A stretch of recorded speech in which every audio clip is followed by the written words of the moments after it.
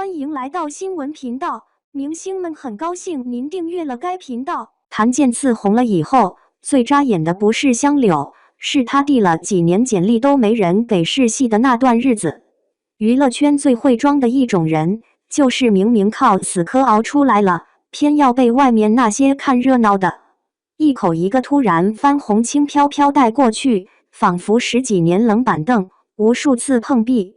被人嫌棄沒流量的日子，都是空氣，都是背景板，都是這行裡不值錢的舊賬。檀健次這條線，真正扎眼的不是後來紅了，而是他紅之前。太像內娛最常見的那種失敗樣本了，長得不差，底子不差，甚至起點也不算低，可就是被市場按在地上反覆摩擦，摩擦到你都懷疑，這人到底是沒天賦，還是命裡就不該吃這碗飯。可娛樂圈這地方最毒的地方就在這，很多人不是死在能力不行，而是死在別人根本不給你證明自己的機會，是戲不給，鏡頭不給，資源不給，連一句再看看的耐心都不給，轉頭就把你扔進過氣愛豆轉型失敗，不適合演戲那一堆標籤裡，像清理垃圾一樣利索。他自己說，幾年前到處遞簡歷，人家連試戲機會都不願意給，這話聽着輕描淡寫，實際上就是內娛最日常的殘忍。門檻表面上寫着歡迎熱愛，真正幹活的時候卻是先看你有沒有流量，再決定你配不配熱愛。這套邏輯聽着就像笑話，偏偏就是行規。很多人對偶像轉型這事兒，嘴上都很客氣，實際心裡很刻薄，唱跳出身的來演戲，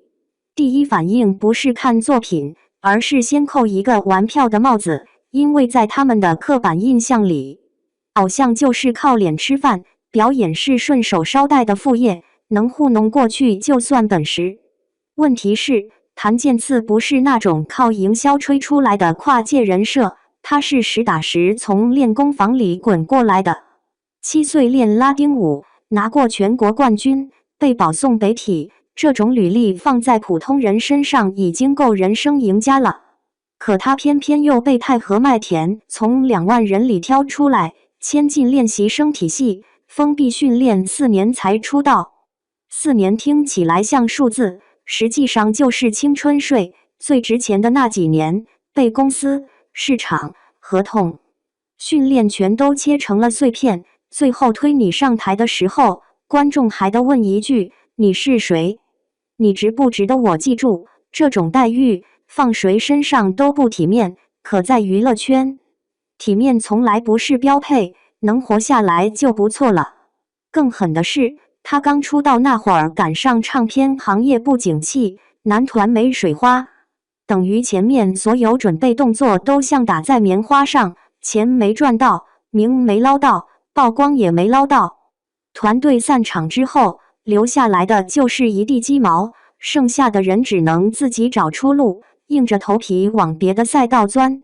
這時候最容易發生什麼？業內人都懂，轉型失敗的藝人，第一波會先碰見你不適合的審判，第二波會碰見你怎麼還不轉行的勸退，第三波就是徹底被遺忘，連罵都懶得罵你，說明你已經不值得被討論了。真正的沉默比差評更傷人。所以你看他2010年之後去找戲拍，到處碰壁，接的多是小角色，甚至有劇播都沒播出來。這不只是一個演員初期資源差的問題，這是整個市場對非主流起點藝人的系統性冷處理。平台和劇組都喜歡錦上添花，不喜歡雪中送炭，因為前者省心，後者費勁。說白了，內娛最現實的一條潛規則，就是你沒有成績的時候，別人默認你沒價值。你一旦有了成績，過去所有被踩過的傷口，立刻會被包裝成厚積薄發的勵志故事。聽着熱血，實際上不過是勝利者才有資格寫回憶錄。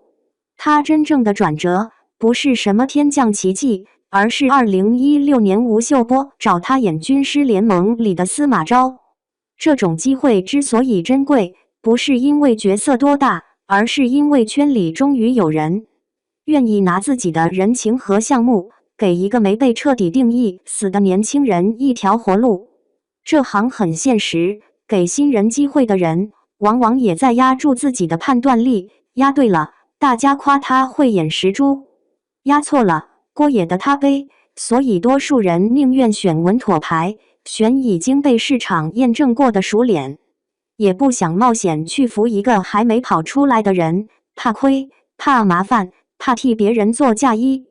譚健次能熬出來，恰恰說明他不是那種只會擺個漂亮姿勢等風來的藝人。他進組提前2個月，天天搬個小板凳坐旁邊看老戲骨演戲，這種姿態說白了就是認慫。先把架子放下，先別想着我也是明星，先把自己當個學生，狠狠幹活。娛樂圈最怕的不是新人笨，最怕的是新人又笨又裝，明明什麼都不會，還端着一副我來體驗生活的派頭，結果一看鏡頭就露怯，一演戲就找不，一被提意見就玻璃心，最後不是被罵，是被整個劇組默默排除在有效溝通之外。他拍英式狼顧那個回眸鏡頭之前，對着鏡子練了無數遍，導演給機會是一條，他抓住了。這種事兒看起來簡單，實際上就是演員和演員之間最殘酷的分水嶺。有的人聽到再來一條會炸，有的人會把這句話當成救命稻草，拼命把細節抹出來。所謂發光，從來不是天生自帶濾鏡，而是在別人看不見的地方，把自己逼到臨界點之後，鏡頭一照，剛好亮出來了。徐崢說他在表演裡是真情投入，這話聽着像誇獎，翻譯成人話就是這人沒偷懶，沒耍滑，沒想着靠臉混過去，他是真的把命搭進去了。這個圈子最虛偽的一點在於，大家都愛說有天賦，其實很多所謂天賦不過是長期訓練和高壓重複之後留下來的肌肉記憶。外行看的是經驗，內行看的是你到底有沒有把基本功磨到能見人的程度，能不能把一堆碎片動作拼成一個完整的人。列罪圖鑑之前專門請畫家教他握筆動作和神態，開機到殺青每場繪畫戲都嚴格把關。這種細節在現在的劇組裡，說大不大，說小不小，偏偏就最能看出一個人有沒有認真對待職業，還是把它當成應付甲方的流水線作業。很多所謂演員敬業，最後都敗在一個字：裝。不是說不做功課，而是做功課的方向錯了。表面上曬厚厚的劇本，實際上台詞都沒吞進去，拍攝現場擺拍是努力，回頭靠剪輯和後期遮羞。真敬業的人是不會拿辛苦當賣點的，因為辛苦本來就是職業成本，不是什麼勳章。譚健次讓人舒服的一點，就是他身上沒有那種急着證明我很貴的味兒，反而有種很少見的老實勁兒。這種老實在娛樂圈裡其實挺奢侈，因為大多數人都在比誰更會包裝，誰更會講故事，誰更會把平平無奇說成逆風翻盤。到了《長相思》香流火了之後，他還專門跟劇組借戲服給角色拍海報，說有些角色拍完很久提都不能提，提起來就想哭。這話背後其實挺扎心，說明對他來說，角色不是過客，是自己在某個階段真正投入過感情的證據，不是拍完就扔的消費品。觀眾為什麼會吃這一套？不是因為大家突然集體變溫柔了，而是因為市場已經把假努力、假敬業、假逆襲看膩了。誰是真下功夫？誰是營銷號吹出來的泡沫？觀眾一刷就知道。別把今天的用戶當10年前那批只看通稿的人，大家精得很。更何況，飯圈和大眾對一個藝人的態度，從來不是單線條的。粉絲看的是我家哥哥終於熬出頭，路人看的是這人原來真的有東西，黑粉看的是怎麼沒糊透，平台看的是這人能不能繼續帶貨，能不能繼續拉新，能不能把流量變現。每個人都在算自己的賬，沒人真的只為藝術鼓掌。這就是內娛最真實的底層邏輯，藝人不是單純的表演者，而是綜合金融產品，是可視化資產，是能被切片、被交易、被再包裝的流量單位。你紅的時候，作品會被反覆翻出來講，你沒紅的時候，連你以前吃過的苦都沒人願意聽。整個市場只認當下的數據，不認你一路走來的血。所以檀健次的故事，表面上是堅持終於有回報，實際上更像是一個被市場多次判死刑的人，硬生生把自己從名單裡摳出來，摳到後來連當初看清他的人都不得不改口。這個改口不值錢，值錢的是他沒在被看清的時候，自己先把自己放棄了。你要真往深裡看，他這種路徑和過去那些被耽誤的人其實有一脈相承的地方。娛樂圈從來不缺晚成的人，缺的是那些在沒人看見的時候還能忍得住的人。陳建斌早年演戲也不是一上來就封神，張譯、孫儷、秦昊這些人，誰不是在不同階段被質疑過？誰不是靠一個個角色把自己從可有可無演成非他不可？當然，和他們不一樣的是，檀健次帶着偶像出身這個原罪，先天就的接受更多審視。偶像轉演員這條路，本來就像在雷區裡跳舞，跳得好，別人說你是換賽道成功；跳不好，立刻被嘲諷成跨界失敗，中間沒有緩衝，沒有同情，只有結果。更別提這個圈子裡有一種最煩人的慣性，就是喜歡給人預設結論。你火了，大家說你會營銷；你沉寂，大家說你沒本事；你認真，大家說你作秀；你低調，大家說你裝。反正無論你怎麼做，總有人能從雞蛋裡挑出骨頭。因為很多人壓根不想看你成長，他們只想看你摔跤。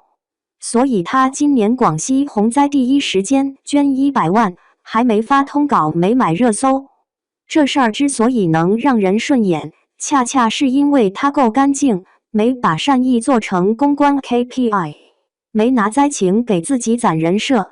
這年頭，很多藝人做公益，像在開新品發布會，先曝光再捐款，先通稿再行動，恨不得把愛心拆成9宮格發給全網看，生怕別人不知道自己在做善事。相比之下，低調反而成了稀缺品。不是說低調就一定高級，而是當娛樂圈把做了好事一定要讓所有人知道當成標配時，真正不聲不響做事的人，就顯得像從另一個維度下來的人。問題是，公眾其實不傻，誰是真心，誰是戲精，大家心裡有秤。這也解釋了為什麼我就是演員那一段會被反覆提起，因為那不是一個普通的節目效果，而是一次被市場忽視太久的人，終於在公開舞台上拿到了一個像樣的證明。徐崢那句“我終於看到一個演得這麼好的小鮮肉”，表面上是誇他，實際上也是在諷刺整個行業。原來你們口中那些不行的新人，只是沒給他們機會而已。娛樂圈裡最常見的錯覺，就是把沒被看見誤判成沒實力。這誤判背後，藏着的是資源分配的懶惰、評判標準的粗暴，還有一群人懶得花時間去辨認誰是真努力，誰是假勤奮。反正短期內誰能帶來熱度，誰就先上桌。至於台下那些還在熬的人，等他們自己把命運熬穿再說。可問題是，命運真不是誰都熬得起。很多人不是不想堅持，而是堅持到一半，現金流斷了，機會沒了，心氣散了，最後只能認命回去。檀健次能活成現在這樣，靠的不是所謂幸運，而是他一路上把別人用來懷疑和猶豫的時間全拿去練了。這就是最讓人不舒服，但也最真實的一點。所謂逆襲，很多時候不是你突然開掛，而是你比別人多挨了10幾刀還沒倒。別人看見的是結果，你經歷的是過程裡那一遍遍被否定、被打回去、被當成不合格樣本的日子。而這類故事一旦在娛樂圈成立，最尷尬的永遠不是主角，是那些曾經覺得他不行的人，因為他們以後再說這個行業看實力，就會被現實啪啪打臉。原來不是實力沒用，是他們之前根本沒認真看。很多人愛炒內娛浮誇，炒來炒去，最後卻又特別吃這種靠死磕翻身的敘事，因為大家骨子裡都知道，真正能打動人的，從來不是天上掉下來的神話，而是一個普通人被低估、被拒絕、被冷處理之後，還是沒把自己活爛。譚健次身上那種勁兒，放在別的行業可能只是合格，但放在娛樂圈已經很難得了，因為這裡太容易讓人學壞，太容易讓人飄，太容易讓人把運氣當能力，把熱搜當本事，把粉絲當永動機。今天捧上天，明天踩進坑，大家都習慣了，所以一個人越是穩，越顯得不合群。可也別把這事兒想得太浪漫，所謂穩，不代表一路都乾淨，也不代表完全沒踩過坑，更不代表未來不會再被市場教育。娛樂圈的規律從來沒變過，今天你是別人眼裡的勵志模板，明天就可能因為一部作品、一場輿論、一次站隊，被重新放進審判台。這就是名利場的冷血之處，他不關心你怎麼來的，只關心你現在值多少錢。你紅的時候，身邊全是早就看好你的人，你不紅的時候，連你呼吸都是錯的。所以真正稀罕的，不是突然被誇，而是你被冷了那麼久，還能照樣把活幹漂亮。譚健次這條路，最該被看見的，不是終於紅了，而是他從來沒把自己活成一張只等被消費的臉。別人忙着立人設，他忙着把角色做實；別人忙着搶曝光，他忙着在鏡頭外補功課；別人忙着告訴世界自己多麼值得，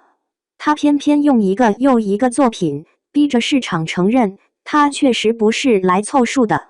所以別再拿突然爆紅來輕描淡寫他的10幾年，這種話很方便，也很沒良心。真正懂行的人都知道，娛樂圈裡最難的，從來不是一時被看見，而是你被埋了那麼久，還能自己把土一把一把扒開，最後站上來，冷冷看着那些曾經嫌棄你的人，繼續裝作無事發生。這行就是這樣，嘴上最愛講天賦，實際上最敬畏的是耐熬；嘴上最愛吹熱愛，實際上最看重的是成交；嘴上最愛說公平，實際上最擅長的就是先把門關上，再假裝門口沒人。譚健次能走到今天，不是因為內娛突然良心發現了，是因為他硬生生把自己熬成了一個沒法再被隨便糊弄的存在。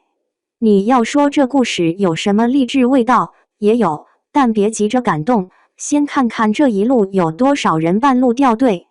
再看看這一路有多少人明明更早被看見，卻因為太會飄，最後摔得連名字都不剩。內娛從不缺天才，缺的是不把自己活成笑話的人，而譚健次恰好沒把這條路走成最省事的那種爛尾戲。